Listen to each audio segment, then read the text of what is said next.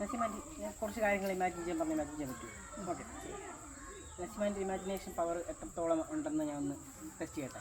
Okay okay നസീമാൻ്റെ കണ്ണടച്ചിട്ട് ഒരു മനോഹരമായൊരു പൂന്തോട്ടം നിൽക്കുകയാണ്. കണ്ണടച്ചു. ഒരുപാട് ഫ്ലവേഴ്സ് ഉണ്ട്. ഓക്കെ, ബട്ടർഫ്ലൈസ് നിറയെ ഉണ്ട്. ഒരുപാട് ഫ്ലവേഴ്സ് ഉണ്ട്. ഒരു തണുത്ത അറ്റ്മോസ്ഫിയർ.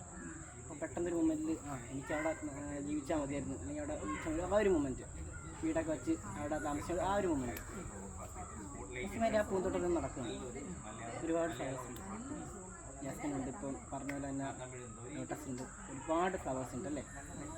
ജസ്റ്റ് നസീമാൻ്റെ ഒരു പൂ തേടിയിട്ടാണെങ്കിൽ ജസ്റ്റ് ഒരു ഫ്ലവർ കണ്ട മാതൃക നസീമാൻ്റെ പ്ലക്ക് ചെയ്ത് നല്ല രീതി സ്മെല്ല് വേണം. വേണമെങ്കിൽ അത് ഇഷ്ടപ്പെട്ട് അത് തന്നെ കണ്ടു തന്നെ പറക്കും.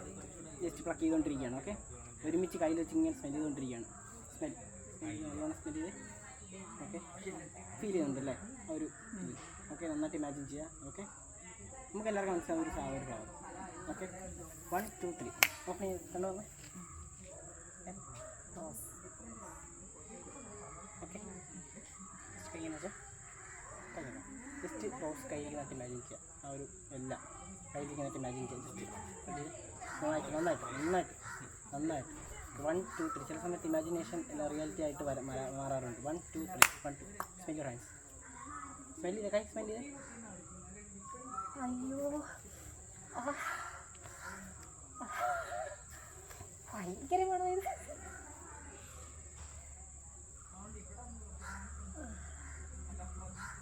Thank you so much.